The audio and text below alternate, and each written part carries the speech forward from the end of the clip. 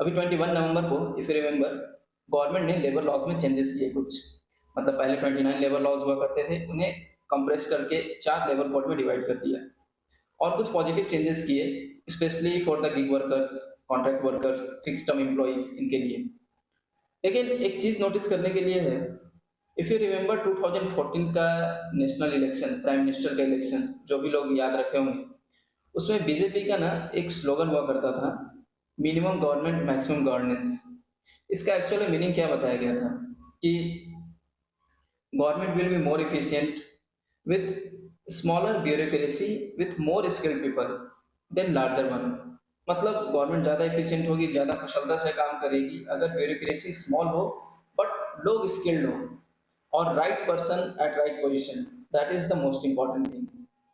लेकिन उसके बाद से फिर रिमेंबर कि जब गवर्नमेंट बनी तो बहुत सारे public sector companies, PSUs, government sector organisations, यहाँ पे बहुत सारे प्राइवेट सेक्टर का इन्वॉल्वमेंट स्टार्ट हुआ। बहुत सारी चीज़ों को गवर्नमेंट धीरे धीरे थोड़ा थोड़ा प्राइवेटाइज करना शुरू की, क्योंकि इसका ना एक हिडन मीनिंग भी था मिनिमम गवर्नमेंट मैक्सिमम गवर्नेंस का। Government is not there to run the businesses, government is there to govern the businesses. मतलब जो भी बिजनेस ओनर्स हैं, जो भी प्राइवेट सेक्टर या कंपनीज है, उनके रूल्स रेगुलेशन को गवर्न करना, ये गवर्नमेंट का काम है। गवर्नमेंट का काम बिजनेस करना नहीं है, गवर्नमेंट का काम है गवर्न करना। That is the main thing.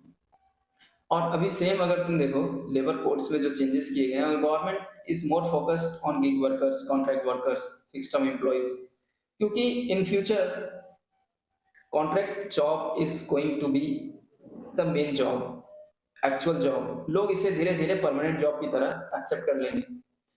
अगर आप नोटिस करो बहुत सारी कंपनीज हैं जो अभी कॉन्ट्रैक्ट वर्कर्स को हायर करती है। अब तो आईटी कंपनीज में भी बहुत सारी बड़ी बड़ी कंपनीज भी थर्ड पार्टी के थ्रू कॉन्ट्रैक्ट वर्कर्स को हायर कर रही है, 1 साल के लिए, 1.5 साल के लिए, 2 साल के लिए।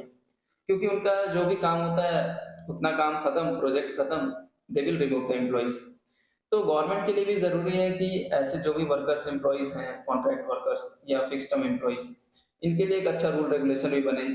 क्योंकि ग्रेचुइटी को 5 साल से 1 साल के लिए करने का मतलब क्या है कि कंपनीज भी अब बहुत स्मॉल टर्म के लिए अगर एम्प्लॉयज को हायर कर रही है तो एम्प्लॉयज को भी बेनिफिट मिले थोड़ा, और लोग बाद में ज्यादा हंगामा ना करें और लोग इससे परेशानी ना झेले। इससे पहले गवर्नमेंट अपने आप को इस चीज के लिए प्रिपेयर कर रही है और लोगों को भी पता हो जाना चाहिए कि they should also be prepared कि in the future contract jobs, fixed term jobs, इसका जो कल्चर है that is going to promote.